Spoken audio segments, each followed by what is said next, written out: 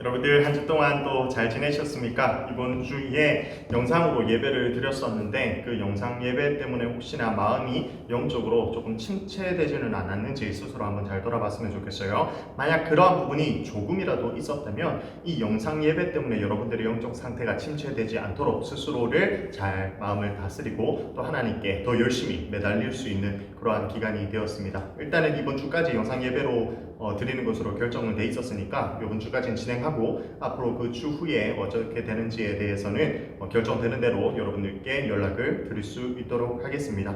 오늘은 예배 후에 특별한 광고도 있으니까 반드시 이거랑 상관없이 사실은 반드시 꼭 끝까지 예배를 함께 참여했으면 좋겠습니다. 자, 오늘도 잠깐 멈추고 복장이나 지금 자신의 세면 상태 이런 거 확인해서 제일 하나님 앞에 정결하고 제일 청결하고 단정한 모습으로 하나님 앞에 나왔으면 좋겠습니다. 자, 그러면 시작하도록 하겠습니다. 제가 기도하고 시작하겠습니다.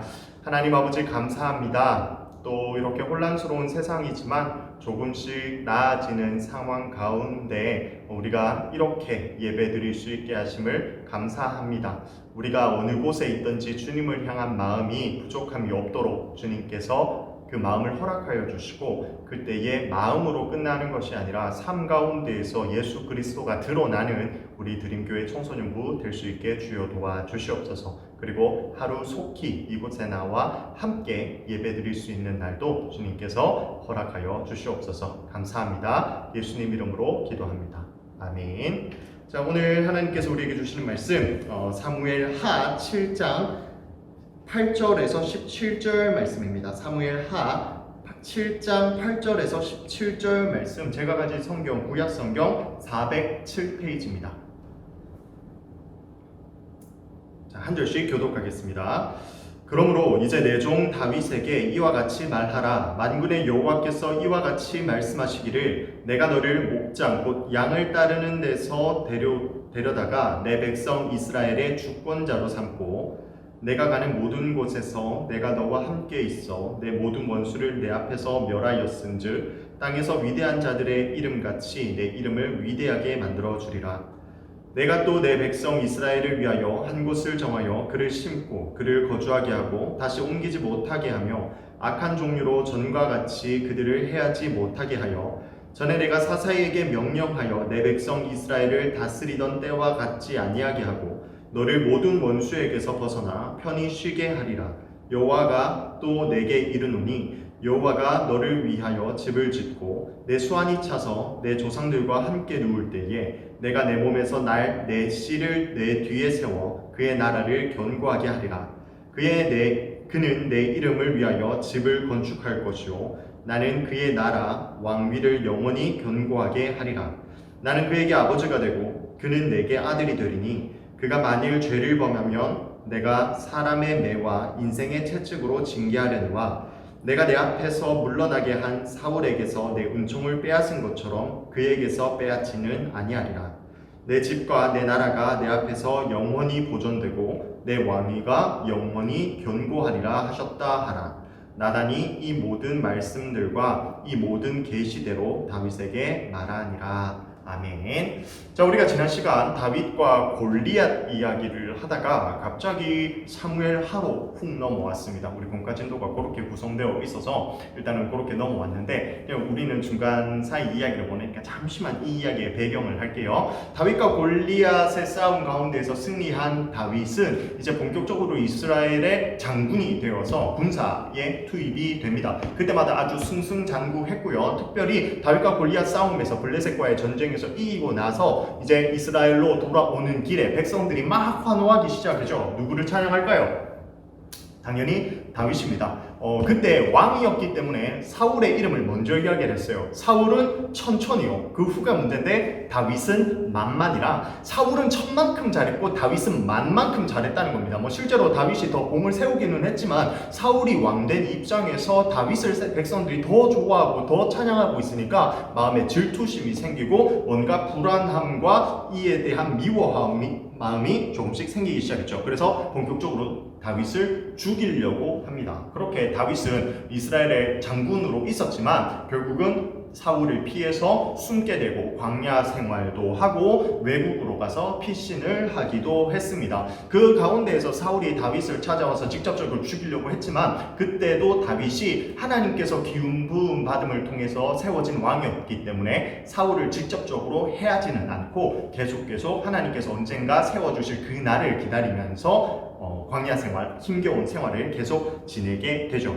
그러다가 사무엘상 마지막 부분에서 사울과 그의 아들 요나단은 전쟁에 나가서 패하고 목숨을 잃게 됩니다. 그리고 사무엘 하가 시작되어서는 이제 다윗이 유다와 이스라엘의 왕으로 세워지게 됐고요. 그 후에 이제 다윗이 했던 일이 엘리 제사장 사무엘상에서 이미 전쟁에 나가서 하나님의 언약궤를 블레셋에게 빼앗겼고 그렇게 계속 언약궤가 자리를 잡지 못하고 이스라엘 가운데서 돌고 있다가 다윗이 이제 그 언약궤의 중요성을 알아서 그것을 예루살렘, 그 수도죠. 예루살렘으로 들어오는 작업까지 거친 게 바로 오늘 본문 전까지의 이야기입니다. 자, 그럼 이제 오늘 본문의 이야기를 한번 해볼까요?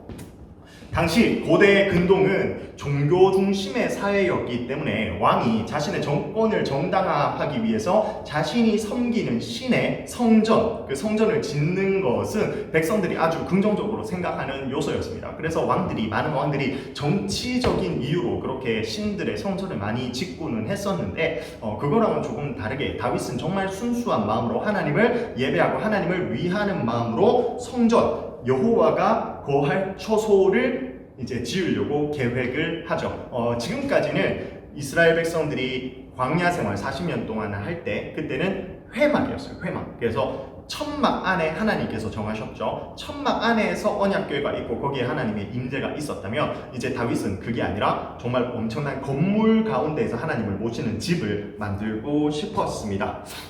당시에 율법에도 옛날에 회막으로 하나님께서 우선적으로 그렇게 지으라라고 명령하셨긴 했지만 율법에 보면 나중에 평화를 누리게 될 때가 있을 텐데 그때는 주의 집이 지어질 것이다 라는 말이 있었고 그 이후로는 이제 그곳에서만 예배가 드려질 것이다 라고 신명기 12장에 그렇게 기록되어 있습니다. 그리고 오늘 본문을 통해서 이제 하나님이 예배되는 장소, 그 장소가 예루살렘이라는 것을 이제 우리는 암시적으로 알 수 있게 되죠.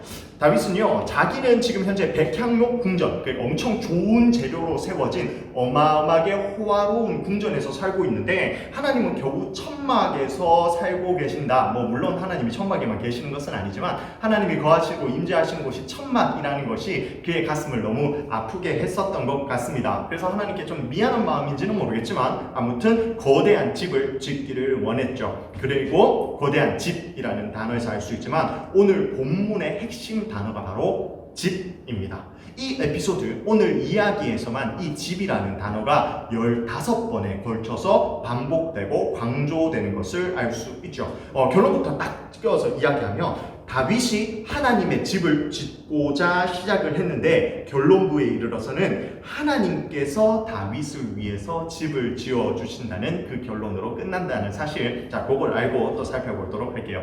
그래서 이제 다윗이 마음의 결심을 했어요. 하나님의 집을 짓겠다. 그래서 선지자 중에 한 명이 나단을 불러서 이거 자신의 계획을 이야기해 줍니다. 오늘 성경 본문을 보면 나단이라는 사람이 너무 자연스럽게 등장해서 뭐야, 원래부터 있었던 사람인가 싶은데 사실은 그 전에도 그렇게 소개 없이 나오다가 갑자기 등장하는 인물이에요. 근데 되게 중요한 인물입니다. 왜냐하면 다윗의 정치 생활 가운데서 다윗이 죄를 지었을 때 그 밧세바 사건, 그때 잠깐 언급했는데 밧세바라는 여자가 우리아의 아내인데 그 여자가 너무 예뻐서 자기가 취하려고 어떻게 보면 일종의 음행 강간이죠. 그것을 하기 위해서 남편이었던 우리아를 살인하고요. 살인죄, 그 음행죄, 그러니까 강간죄까지 포함해서 죄를 짓는 사건이 발생합니다. 그때 나단이 나타나서 다니엘을 나무라면서 회개하셔야 된다고, 지금 당신은 엄청난 죄인이다 하면서 다윗을 깨우치게 했던 역할도 감당했었고, 그 이후에 다윗 이후로 솔로몬이 왕위를 이어가는데 그때 솔로몬을 왕으로 앉히는 중요한 역할을 했던 사람도 바로 이 나단입니다. 그러니까 나단 선지자라는 사람 정도는 여러분도 이제 기억하고 가시면 좋을 것 같아요. 아무튼 이제 다윗의 그러한 성전 건축에 대한 계획을 들은 나단은 되게 좋은 생각 같아요. 이것은 하나님도 좋아하시고 되게 기뻐하실 것 같습니다. 그러니까 왕은 마음에 계획하는 것을 행하소서라고 이야기를 하고 집으로 돌아왔어요. 근데 그날 밤에 하나님께서 나단 선지자에게 하나님의 말씀을 하나님의 말씀을 줍니다. 아까의 나단의 대답은 하나님의 뜻이 아니라는 거죠. 하나님의 응답은 전혀 달랐습니다. 하나님은요, 출애굽 이후에 한 번도 자신이 영구히 거할 장소, 그러니까 하나님의 처소를 백성들에게 요구한 적이 없다. 내가 언제 니들한테 내 집 지어달라고 한 적 있니? 라고 이야기하면서 당분간은 그러한 했던 이야기를 지금 현대 상태를 계속 유지해서 갈 것을 이야기하십니다. 다윗의 계획을 하나님께서 거절하고 있는 것이죠. 하지만 하나님이 다윗에게 그렇다고 화를 내고 있는 부분은 절대 아닙니다. 왜냐하면 다윗을 이야기할 때 그 앞에 형용사, 꾸미는 말을 붙는데 내 종 다윗이다 라고 표현하고 있기 때문입니다. 왜냐하면 이 내 종이라는 단어는 성경에서 아브라함이나 다른 선지자나 더 나아가서는 메시아, 예수 그리스도를 이야기할 때 내 종이라는 단어를 쓰거든요. 그만큼 다윗을 정말 귀하게 보고 있다는, 하나님께서 다윗의 중심을 알고 있다는 표현이기도 하죠. 그렇다면 왜 굳이 하나님께서 거부하셨는가? 오늘 본문에는 아쉽게도 그 이유가 나오지는 않습니다. 하지만 이 다윗 이야기, 이스라엘 왕조 이야기는 그 다음 성경책, 그리고 그 나중 성경책인 열왕기상과 역대상도 해서 계속 이스라엘 역사가 반복돼서 조금은 다른 시점으로 기록되어 있는데 그 위치에서 두 가지 이유로 드러나고 있습니다. 자, 첫 번째 이유는요, 다윗이 아직도 많은 전쟁을 치러야 하기 때문에 지금 성전을 짓는 데는 부적합하다라고 왕상 5장 3절에 기록하고 있습니다. 하나님이 보시기에 이웃들과 지금은 엄청 전쟁 중이죠. 아직은 평화로운 상태가 돌입하지 못했습니다. 그러니까 과도기에 있는 거죠. 평화로운 상태가 아니기 때문에 지금 이 성전 건축이라는 어마어마한 짐을 지고 가기에는 부적합하다라고 판단해 주셨고, 그러니까 거부라기보다는 어떻게 보면 다윗을 위한 배려로서 하나님께서 지금은 안 된다라고 이야기를 하셨습니다. 그리고 두 번째는요, 다윗은 전쟁을 하면서 수많은 피를 흘렸기 때문이다. 그래서 부적합하다라고 역대상 22장 8절에서 이야기하고 있습니다. 율법은요, 예전에 신명기, 그러니까 광야 생활할 때 모세가 백성들에게 알려주기를 성전은 전쟁이 없고 평안한 시대에 지어져야 할 것이다 라고 이야기를 해줬습니다. 그런데 아직은 평안한 시기가 아니죠. 그래서 하나님은 다윗의 아들이었던 솔로몬의 이름 뜻도 평안이에요. 평안. 그러니까 그 솔로몬 시대에 성전을 짓기로 결정을 하죠. 그리고 그때는 이제 다윗이 기틀을 다 마련해놨기 때문에 실제로 엄청나게 평안한 그러한 상황이었습니다.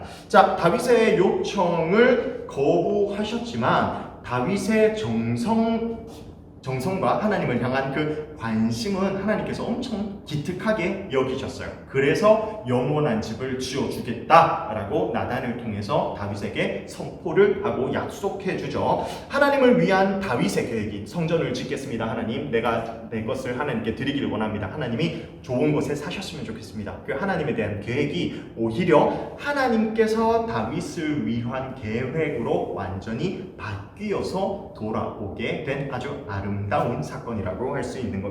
자, 먼저 하나님은 이제 다윗의 집을 지어주겠다라는 약속을 하기에 앞서서 하나님이 다윗의 삶에서 일어난 일들에 대한 하나님의 관여를 이야기해 주십니다.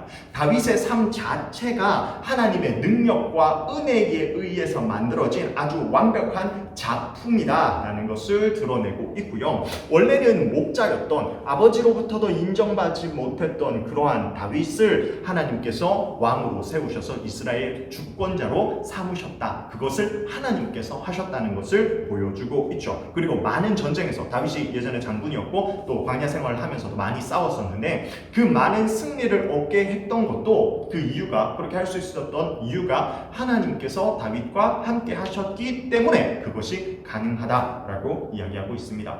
다윗의 인생을 살펴보면요, 굳이 기름 부음을 받지 않았다면 그래도 남들처럼 평범하게 나름 2세라는 그 족장까지는 아닌데 아무튼 가문의 유력한 집에서 나름은 잘 살았을 거예요. 그냥 평화롭게. 그런데 하나님께 기름 부음 받아서 그렇게 광야 생활도 하고 왕으로부터 직접적인 죽임의 위험을 당하기도 했는데, 그렇게 혼자 남아 있는 외롭고 힘든 시기 가운데 가운데서 엄청 마음이 힘들었을 텐데 그때 하나님께서 하시는 말씀 9절 말씀입니다. 함께 볼까요? 내가 가는 모든 곳에서 내가 너와 함께 있어 내 모든 원수를 내 앞에서 멸하였다. 혼자 남아서 힘든 시기인 줄 알았는데 알고 보니까 하나님께서 그 시기를 모두 다 함께 하고 계셨다는 것을 오늘 말씀을 통해서 보여주고 계시죠. 그리고 하나님께서 원수를 모두 다 물리치셨다라고 하는 겁니다. 이러한 이야기를 듣고 난 다윗, 그래서 시편 23편에서 제가 좋아하는 말씀입니다. 시편 23편에서 다윗이 이렇게 고백하죠. 내가 사망의 음침한 골짜기로 다닐지라도 해를 두려워하지 않을 것은 주께서 나와 함께 하심이라. 이건 한번 더 읽어야 됩니다. 내가 사망의 음침한 골짜기로 다닐지라도 해를 두려워하지 않을 것은 주께서 나와 함께 하심이라. 아멘. 하나님께서 함께 하시기 때문에 내가 사망의 음침한 골짜기를 다녀도 내가 죽을까 두려워하지 않고 내가 해를 입을까 두려워할 필요가 없다라는 것을 말씀을 통해서 고백하고 있는 것입니다. 자, 하나님께서 이렇게 다윗과 언약을 맺으시고 다음의 사항을 약속해 주십니다. 너의 집을 견고히 하는데 그 다음 사항 전체로 치면 7개인데 7개 다 이야기하면 여러분들이 지루해할 수 있어서 5개로 줄였습니다. 2개밖에 안 줄였지만 아무튼 많이 줄인 거예요. 자, 첫 번째, 내가 내 이름을 위대하게 만들어 주겠다라고 약속을 하죠. 실제로 다윗은 이스라엘 왕 중에 가장 존경받는 사람이었고요. 나중에 후손들이 잘하는 후손이든 못하는 후손이든 다 다윗과 비교되면서 다윗보다는 좀 부족했던 사람으로 평가되기도 하고, 현재에도 다윗은 이스라엘 사람들이 가장 좋아하는 리더십 중에 한 명이라는 사실, 그렇게 하나님께서 약속을 지켜주십니다. 그리고 두 번째 약속, 너를 모든 원수에게서 벗어나 편히 쉬게 하리라. 원수에서 벗어나 편히 쉬게 해주겠다. 지금은 전쟁 중에 있어요. 그런데 이제 다윗이 견고해지면서, 왕조가 견고해지면서 이집트, 그 주변의 강대국이 이집트랑 아수르거든요. 나중에 아수르에 의해서 북이스라엘이 멸망하는데 이제 다윗의 후손들이 이집트 26대 왕조가 쇠퇴했어요. 원래 이집트가 엄청 강대국인데 이때는 쇠퇴했던 시기였어요. 그리고 그 아수르라는 제국은 아직 제국의 형태를 띠기 직전의 상태였기 때문에 그렇게 강대국은 아니었단 말이죠. 그래서 이스라엘이 이 다윗 시대가 아주 평안하게 유지될 수 있었고요. 그 지역을 평정할 수 있는 패권을 잡을 수도 있었고, 실제로 다윗이 왕권을 잡았을 때 이스라엘 영토가 가장 넓은 시기였다라고 이야기를 합니다. 근데 제가 책을 찾아보니까, 성경이 아니고 신학책을 찾아보니까 그때 되게 컸다고는 해도 대한민국의 5분의 1밖에 안 된대요, 국가 영토가. 그래서 사실 그렇게 큰 지역은 아니죠. 근데 그럼에도 불구하고 되게 놀라운 사실은 그 주변 나라로부터 조공을 받는 아주 강력한 군대였다라는 것을 보여주고 있습니다. 그리고 세 번째, 내 수완이 차서 내 조상들과 함께 누울 때에 내게 내 몸에서 날 내 씨를 내 뒤에 세우리라. 12절 말씀이죠. 다윗의 왕조가 다윗으로 끝나는 것이 아니라 다윗 이후에도 다윗의 후손들을 통해서 그것이 계속 이어질 것이다 라고 이야기하고 있습니다.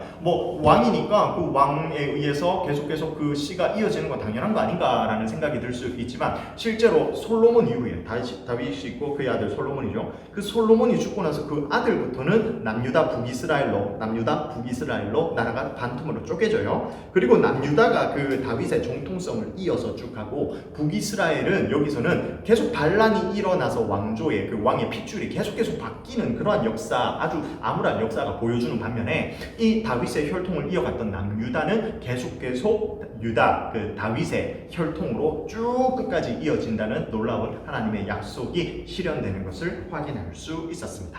자, 그리고 네 번째, 나는 그에게 아버지가 되고 그는 내게 아들이 되리라. 14절 말씀. 이게 진짜 예술입니다. 이게 왜 예술이냐면 원래는 하나님의 백성이고 종이었단 말이에요. 근데 그 관계가 어떻게 된다? 양자, 내 아들 삼아 준다는 거예요. 그러니까 예전에 엘리 제사장도 못해서 탁 쳐냈죠. 그리고 사울도 이제 하나님께 말씀을 안 들으니까, 하나님의 말씀을 듣지 않으니까 이제 숙청을 당했단 말이죠. 근데 여기서 하나님께서 이야기하시는 말씀이, 네가 잘못하면 내가 아버지처럼 너를 징계는 하겠다. 근데 사울처럼 버리는 일은 없을 것이다 라고 이야기합니다. 아무리 잘못해도 너는 바른 길로 인도해서 내가 원하는 사람으로 만들어서 내가 어떻게든 너를 세워주고 너의 사랑을 끊어지는 일이 없도록 해주겠다라고 정말 무한한 사랑을 드러내는 엄청난 약속이라는 것을 알 수 있죠. 그 당시만 해도 모세 율법에 의해서 율법을 지키면 내 백성이고 아니면 이게 나가리인데, 그게 아니라 이제는 진짜 무조건적인 사랑을 드러내고 있는 아주 은혜로운 구절입니다. 자, 5번째, 내 집과 내 나라가 내 앞에서 영원히 보존되고 내 왕위가 영원히 견고하리라. 영원히가 2번이나 반복되면서 하나님께서 해주셨던 이 모든 약속이 영원히 계속해서 유지될 것을 약속해 주십니다. 자, 예전에 수련회 할 때 노아하면서 노아와 하나님께서 언약을 맺어 주신 부분이 있다고 했었죠. 이제 그게 은혜 언약의 시작이었고, 그전에는 아담 행위 언약이었다 했는데, 은혜 언약이 노아, 아브라함, 모세, 다윗, 그리고 새 언약 이렇게 이어진다고 이야기했습니다. 혹시 기억나십니까? 이 정도까지는 조금 기억하면 좋은데, 아무튼 노아부터 시작돼서 지금은 새 언약 직전에 다윗 언약까지 그 은혜 언약이 발전된 시기입니다. 이것은 시간이 지날수록 점점 더 발전되고 확장되어 가는데, 그것에서 제일 중요한 게 바로 무조건적 성격이라는 거예요.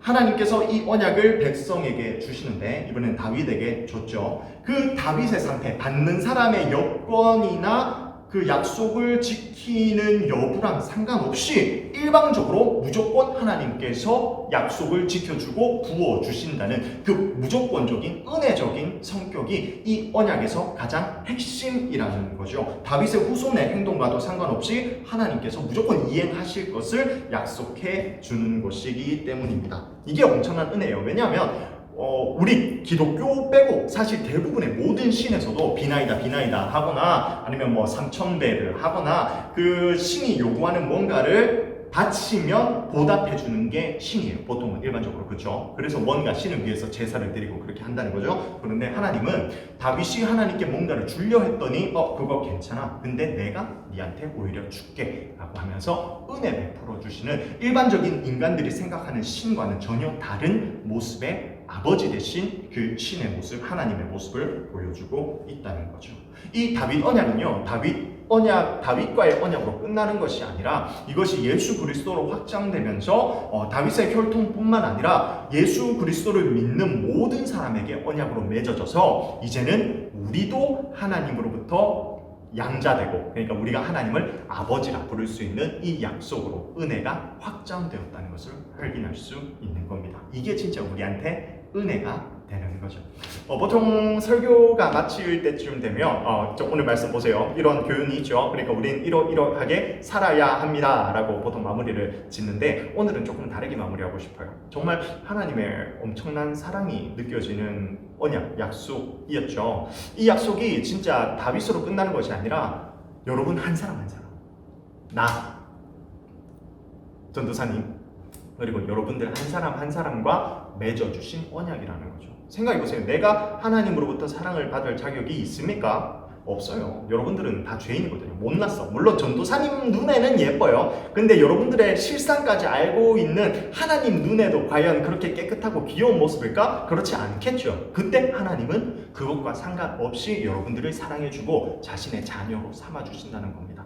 이번 한 주 정말 이렇게 무한한 하나님의 사랑을 경험하면서 잘 묵상하면서 왜 저 같은 사람을 사랑해 주십니까? 하나님 감사합니다. 이렇게 한 주 동안 하나님께 감사하는 한 주가 되었으면 좋겠고요. 이러한 어려운 상황 가운데에서도 반드시 다윗과 함께 하셨던 것처럼 우리랑도 함께 하신다는 사실 기억하면서 한 주를 하나님 앞에서 은혜롭게 보낼 수 있는 여러분들, 그리고 제가 되었으면 좋겠습니다. 아멘. 함께 기도할게요. 하나님 아버지 감사합니다. 다윗이 어렵고 힘든 시기를 살았지만 그때에도 하나님께서 함께 하여 주셨다는 것을 말씀을 통해 깨닫게 됩니다. 그것이 비단 다윗에게만 적용되는 것이 아니라 오늘날 우리와도 함께 계신 하나님, 우리를 자녀 삼아 주신 하나님, 우리에게 무한한 은혜의 약속을 해주시고 우리에게 반드시 그 구원의 자리로 이끌어 주신 하나님을 기억합니다. 하나님, 이번 한 주 동안 우리가 그렇게 하나님의 자녀된 정체성을 다시 한번 기억하며 하나님께 감사할 수 있는 한 주가 될 수 있게 주여 도와주시옵소서. 어려운 상황 가운데서도 예배를 놓치지 않게 하여 주시고 끝까지 주님 붙들고 살아가는 우리 드림교회 청소년부 되기를 간절히 소망합니다. 감사합니다. 예수님 이름으로 기도합니다. 아멘.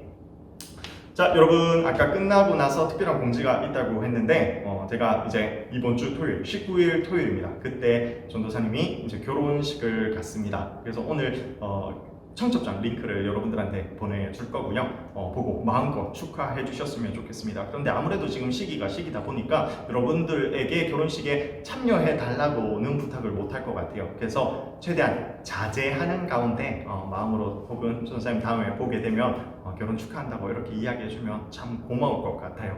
일단은 여러분들에게 코로나가 시기가 없었으면 우리 드림교회에서 혹은 드림교회 청소년부에서 마음껏 축하하고 저도 여러분들 위해서 참 기도하면 좋을 것 같은데 그게 안 돼서 아쉽지만 아무튼 할 수 있는 선으로 우리가 최선을 다해서 축하하고 저도 인사할 수 있는 그런 결혼식이 되었으면 좋겠습니다. 아무튼 다음에 만날 땐 전도사님이 유부남이라는 사실 기억하시면 되겠습니다. 자, 그러면 다음에 만나요. 안녕.